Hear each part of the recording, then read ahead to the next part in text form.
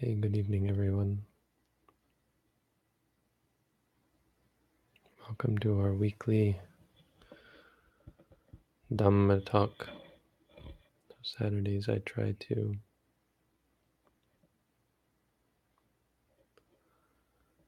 talk about the Dhamma, something weekly for the meditators to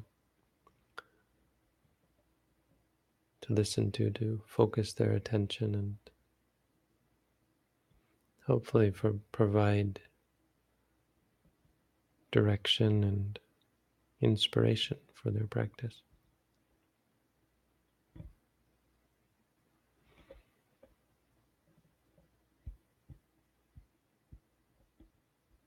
So I'd like to talk about mindfulness tonight.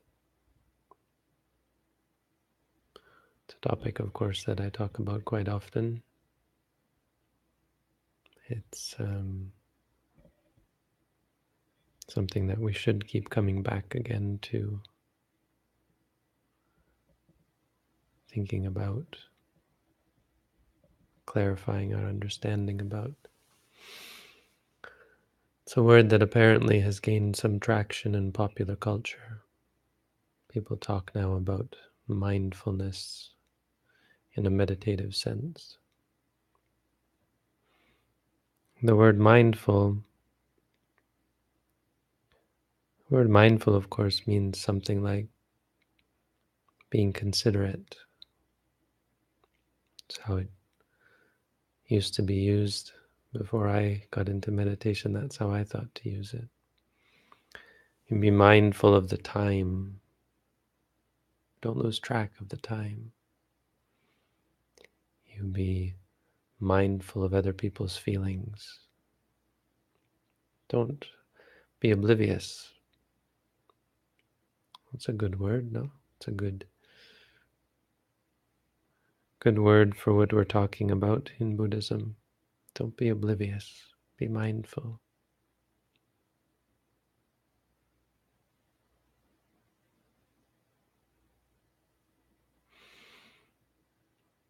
And so it comes to be a bit of a buzzword. And I think there's some rightful criticism of the fact that it's perhaps used a little too loosely. We talk about being mindful. Be mindful. Be mindful. And it feels like sometimes we talk about it more than we actually do it. Because it's a general sort of buzzword you can use to say, well, be mindful of your thoughts, be mindful of breathing. It's easy to talk about. But the question is, how do you really be mindful, and what does it really mean to be mindful? The word sati, of course, that we translate as mindfulness, has similar problems, if we're to actually call these problems. It has problems in the sense that it's used as well in a more general sense of having sati. It's interesting when you go to Buddhist countries where a lot of people don't have strong background in satipatthana practice. When they use the word sati is of course a word they use in Thai. When I was in Thailand, you hear Haimi Sati, Chai Sati. No, Haimi Sati is what my teacher used to say. Chai Sati is the general expression. Mot Sati, that kind of thing. Use it in a general sense.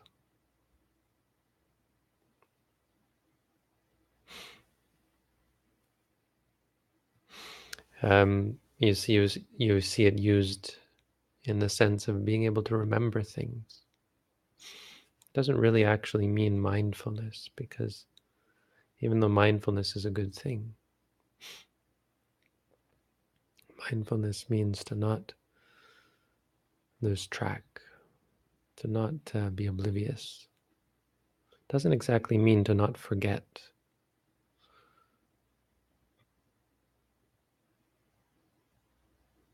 But sati means to remember. So if you remember things that happened a long time ago, that means having sati. It's not quite mindfulness, but mindfulness speaks to the special usage of the word. When we use sati to mean remembering the present moment, then it really does relate to mindfulness. Be mindful of what you're doing. Mind what you're doing. Mind your steps. Mind your speech. Mind your manners. Mind your manners. Apply your mind to it. If you mind your manners, it means you have some fortitude of mind, that you're not just ignoring your manners. You're not just loose and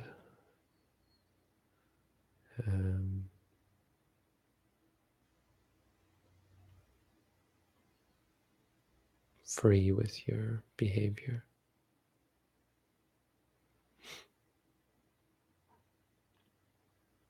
And so sati, in a special sense, when we get right down to it, it has a very specific meaning. We have a definition that they give. Sati has the characteristic of not wavering. So sati means a certain fortitude of mind, a strength of mind. Sati involves the mind state that keeps the object in mind. Our ordinary state of mind is wavering. It's fleeting, flitting here and there, flitting from object to object. We see something and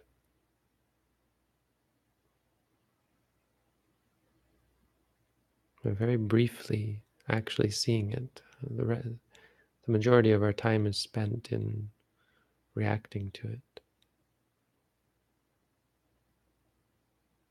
judging it.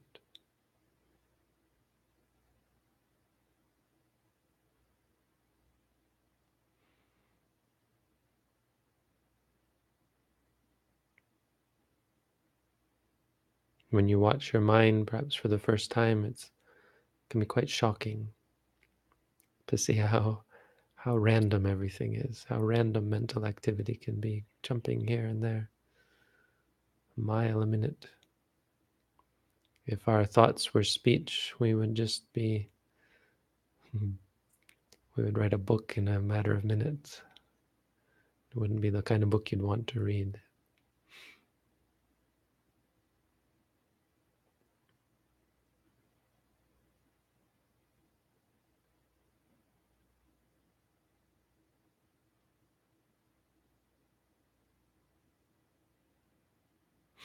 So mindfulness is the ability to stabilize this process, so that seeing is just seeing. And when you're seeing, your mind is with the object. It's this strong state of mind that grasps the object well.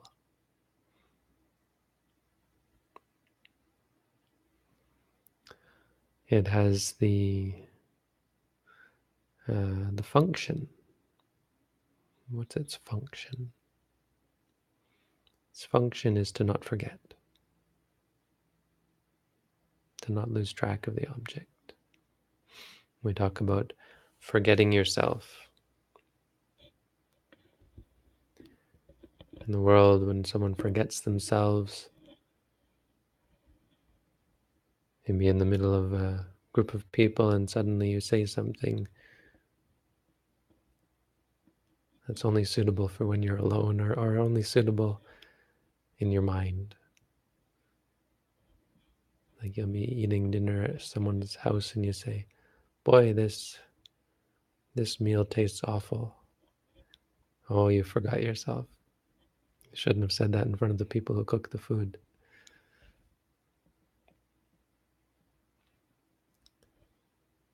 No, when you forget yourself, it means you fly off the collar, you get angry and start shouting. You've forgotten yourself. Or they say it when a person is of a low station. Suppose you're a child and you start mouthing off to your parents. In some cultures, they would say you're forgetting yourself. In Western culture, we tend to overlook the good that our parents have done for us and so on and so on. We're not that kind to them. I would say not as kind as we should be, not as respectful as we should be. Many of us, anyway. Some are perhaps overly respectful because of it being drilled into them forcefully, which is also not great. Anyway, we talk about forgetting yourself in the sense that you should be like this, and you've totally forgot how you should be. It's not exactly what mindfulness, but it's along the same lines. Because the way we should be is objective. We should be aware of things as they are. We should be present and merely present. But we're not. We're not only are we not present, we're so much more than that. We are reacting and judging and forgetting ourselves.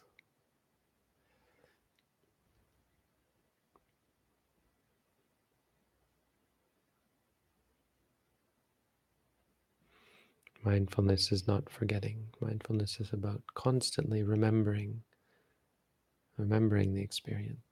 This is the experience. This is remembering the essence. Ditte dittamatang bhavisati. Let seeing just be seeing. I'm not forgetting that. Hey, this is seeing.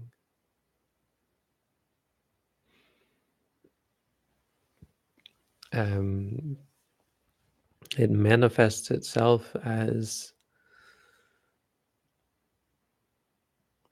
guarding. So the way it manifests, this means when a person is mindful, what is the key character? What is the key quality that you can see in them, or they can see in themselves when they're mindful? So how can you tell if you're being mindful? How does it manifest itself? It manifests itself as guarding,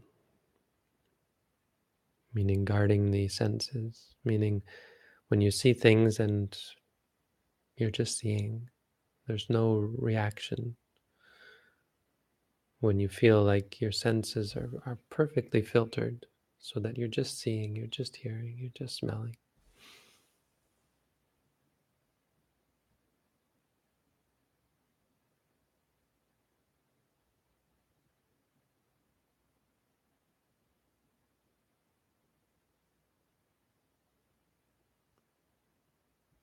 When you're guarded, when we talk about guarding the senses, we talk about guarding your, in a general sense, we talk about guarding your,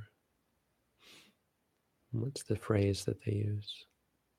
Guard your thoughts, guard your emotions, that kind of thing. So there's ways of guarding yourself by suppressing, by brute force, where you just force yourself not to react externally. You might be seething inside, but I'm not going to say anything nasty, or you might be chomping at the bit to get this or get that, but you hold yourself back and say, no, no, I will not get it.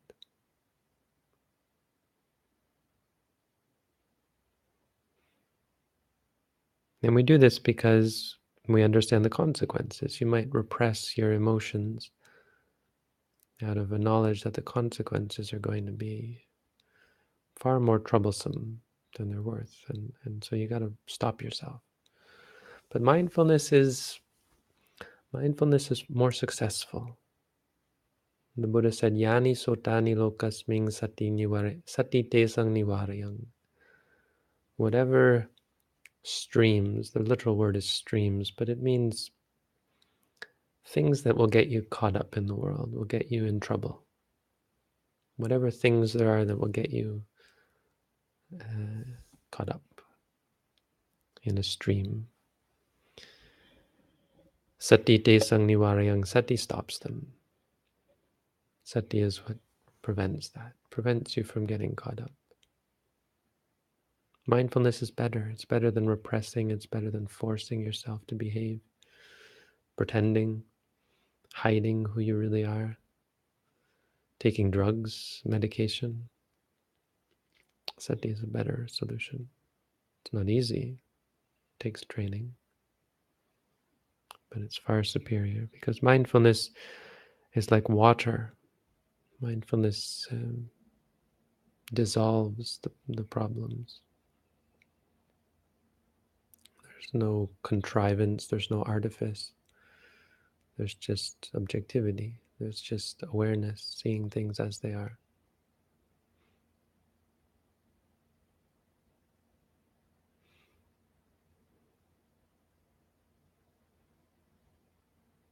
So it guards your senses in a way that guarding your being wary and being afraid of your own emotions never will. Much better than being afraid, having to live in fear and being a slave to your emotions. It's far better than that. Or it also has the manifestation of confronting. Another aspect of its manifestation is confronting, visaya bimukha bhava, the state of confronting the, the, the experience. So our ordinary state is not able to confront. We react. We run away. If it's bad, we're constantly avoiding, finding ways to destroy, or to get rid of, or to avoid, to escape. And if it's positive, we also aren't confronting. We aren't with the experience. Right? When you get something that you want, the last thing you do is stay with the experience. You're immediately off in the, oh, this is wonderful, and how to get it more, how either recursive thought about how you love it, or recursive thought about how you can get it more, or keep it, or cling to it, get closer to it, stronger, more satisfying.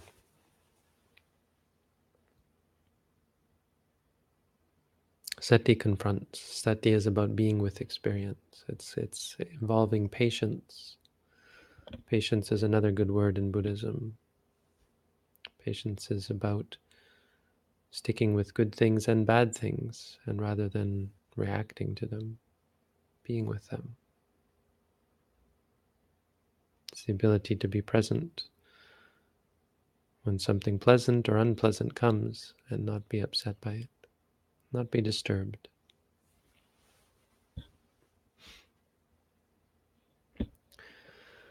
That's what sati is. The last thing is the cause of sati. What is it that gives rise to sati? And it's another part of the definition, how you can know whether you're being mindful and how to be mindful. The cause of mindfulness is something called tira sanya. Sanya is, in this context, means the perception of a thing. So we're in some sense we're immediately mindful of everything. When you see, there's no question that you have an awareness of the seeing. This is why it can be confusing as to what is different about being mindful. You think, well, of course, when I see, of course, I know I'm seeing. That's sanya, the knowledge that, this is seeing and what you're seeing and so on. But tira sanya, tira means strengthened or strong or firm. So there's a sense of strengthening. How do you create sati? By strengthening your perception. What that means is when you see, you strengthen it. You find a way to reinforce that the state of that just being seeing. It's fine and good to say, let seeing be seeing and stop there. But how do you stop there? How do you reinforce that? That's the practice that leads to mindfulness, leads to sati. And that's why we use the mantra. That's why we have a word to repeat to ourselves. Why we say to ourselves, seeing, seeing. Why so much meditation is about repeating mantras, because it reaffirms your perception that you're trying to focus on. If it's samatha meditation, it would be the perception of a specific thing. In vipassana meditation, it's the perception of your experience. When seeing, you say to yourself, seeing. When hearing, you'd say hearing. When pain, you'd say pain, pain.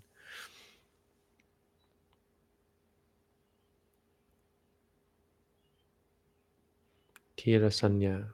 This is really the practice that we teach, that we practice.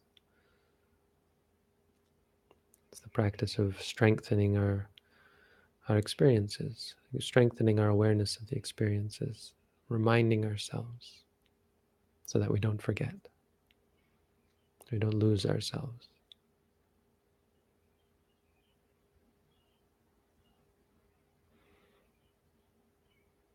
Or its proximate cause is simply the four foundations of mindfulness. If you want to look at it from a practical perspective, it means practicing the four satipatthana.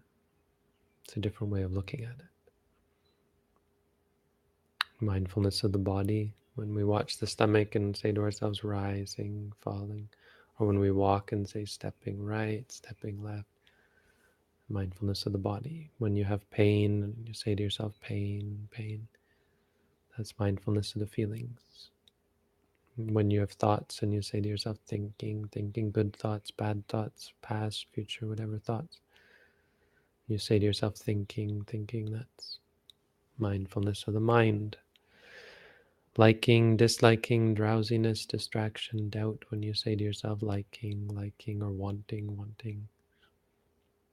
When you say disliking, disliking, or bored, sad, afraid, depressed, frustrated. Just this reaffirmation, practicing mindfulness. This is what leads to the state of being mindful, the state of sati.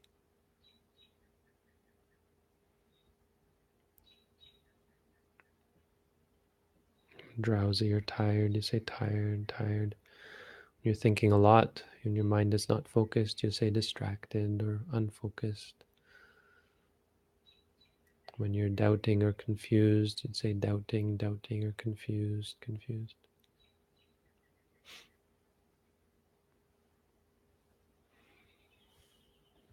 What's the cause? That's how you become mindful.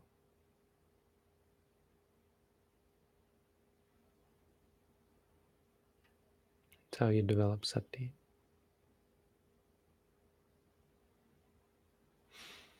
Mindfulness should be regarded as a pillar. Mindfulness should be seen as this stake stuck in the ground.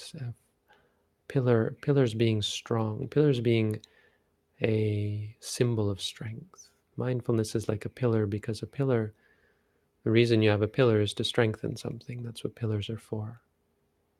They are unmoving. If you have a pillar that wobbles around, you don't have a pillar. If your pillar moves around and jumps here and there, it's not a pillar. If it wavers or falls over, not a very good pillar. No, a pillar is designed to be strong and firm and unmoving and supportive. Mindfulness should be seen as a pillar. A pillar as opposed to a pumpkin, a gourd. A gourd is something very light.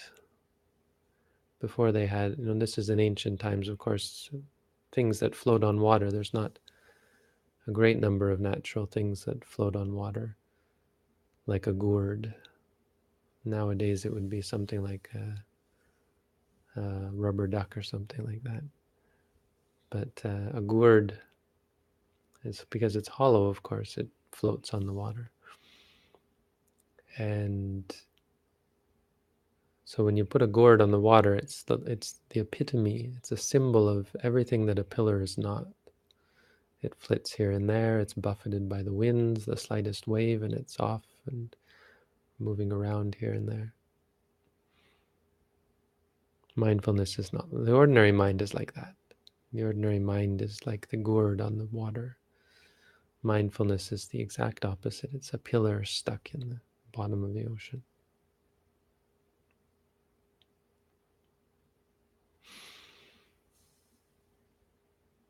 Mindfulness is like a guard, a doorkeep. It guards the doors of the senses. It should be seen as the guard. Our mind has precious treasure. Our mind should be a place of precious treasure where we keep all sorts of good qualities like focus and wisdom. Suppose we start with this great treasure house, and because we don't have very good guards set up, a lot of our treasure gets stolen. We maybe get some treasure, but we lose it. And we don't have a lot of treasure because it's not easy to keep treasure without guards. But if you want treasures like concentration and wisdom and love and compassion, patience, peace, happiness, you need a guard. Mindfulness is that guard. It guards the doors, guards our senses to keep defilements from stealing our good qualities.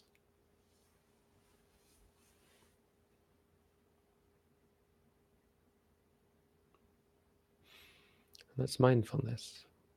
Again, most of this, if you're an avid follower, some of you I think are here every week. A lot of this is familiar, but familiar is often good.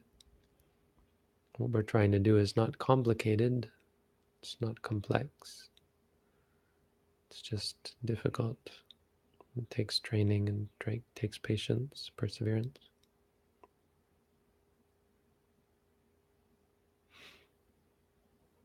But that's the Dhamma for tonight. Thank you all for tuning in.